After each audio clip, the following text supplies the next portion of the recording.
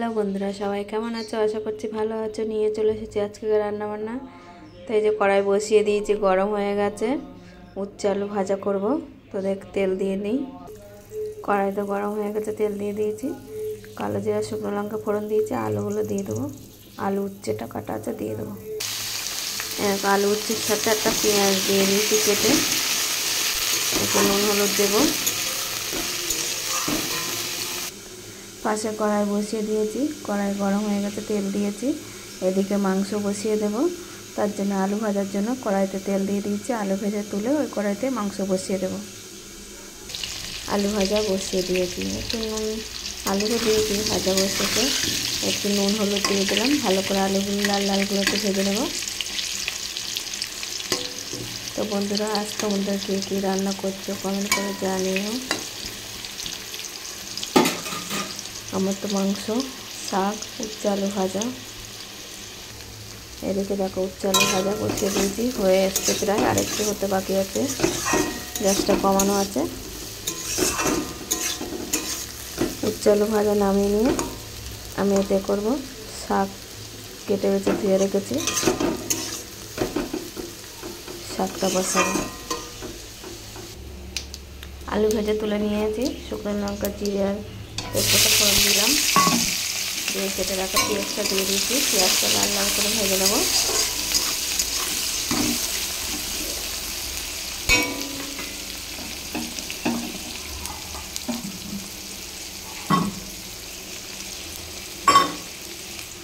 আর এদিকে দেখো, উচ্ছে ভাজা আমার প্রায় হয়ে গেছে।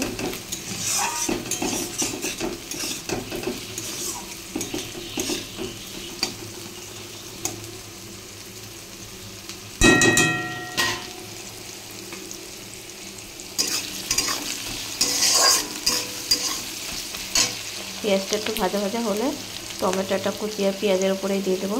এদিকে মশলাটা করে নিই। দেখো, আমার পেঁয়াজ টমেটো লাল লাল করে প্রায় ভাজা হয়ে এসছে। এবার আমি মশলাটা দিয়ে দেবো এর মধ্যে। তো মশলার মধ্যে হলুদও দিয়ে দিলাম।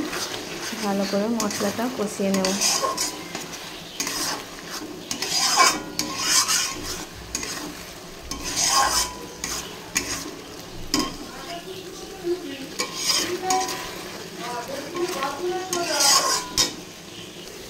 আর এদিকে উচ্ছে আলু ভাজাটা কমপ্লিট হয়ে গেছে, আমি তুলে নেবো। নিয়ে এতে শাকটা বসিয়ে দেবো।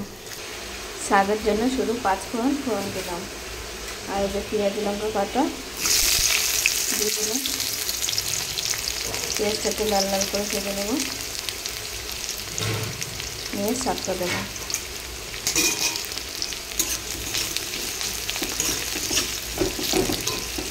দেখো, পেঁয়াজটা তো ভাজা ভাজা হয়ে গেছে। আমি একটু শাকটা দিয়ে দেবো।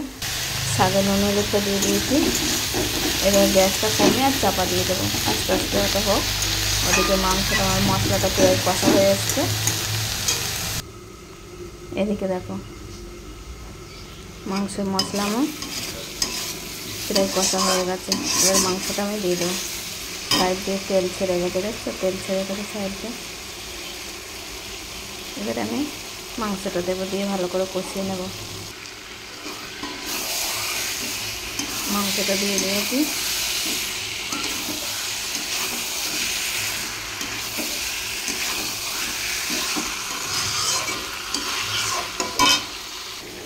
শাক ভাজায় অল্প 2-4টে চিনির দানা দিয়ে দিলাম।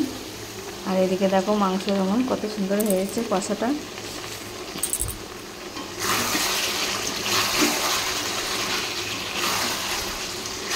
গ্যাসটা কমিয়ে আর ঢাকা দিয়ে রেখেছিলাম।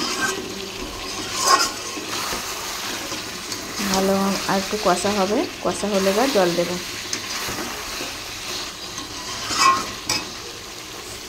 আর এদিকে আমার শাক ভাজাটা তো হয়ে গেছে। এবার আমি ভাতটা বসিয়ে দেবো। তো আজকের রান্নাবান্না এই ছিল বন্ধুরা। কেমন হলো আমার ভিডিওটা কমেন্ট করে জানিও। সবাই ভালো থেকো, সুস্থ থেকো।